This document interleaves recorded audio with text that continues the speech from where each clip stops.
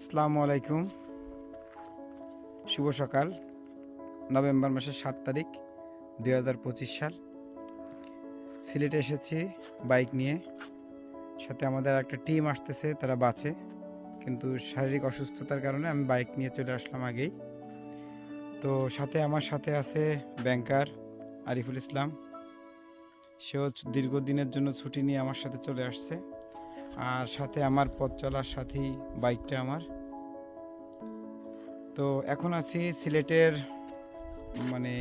একেবারে ভিতরে, চা বাগানের ভিতরে, যেখানে সাধারণত পায়ে হেঁটে অথবা বাইক নিয়ে আসা যায়। সচরাচর এখানে কোনো গাড়ি ঢোকে না, একদম গভীরে চলে আসছি। তো এখানে মনোরম দৃশ্য, অনেক সুন্দর, আপনারা দেখতে পাচ্ছেন। এখানে অনেক সময় হাঁটাহাঁটি করলাম।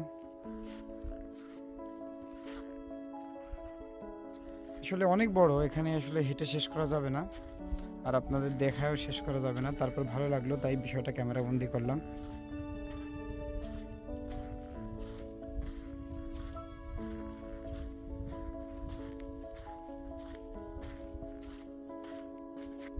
লাল পাহাড়, সাথে সুন্দর চা বাগান, সবুজে ঘেরা।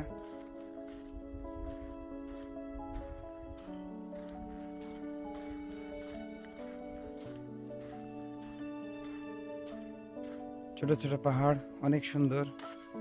যদিও আমি রাঙামাটিতে পাহাড় দেখেছি চা বাগানের জন্য, হচ্ছে পাহাড় চা বাগান করা আছে ওখানে, কিন্তু ওটা থেকে এখানে অনেক সুন্দর লাগে।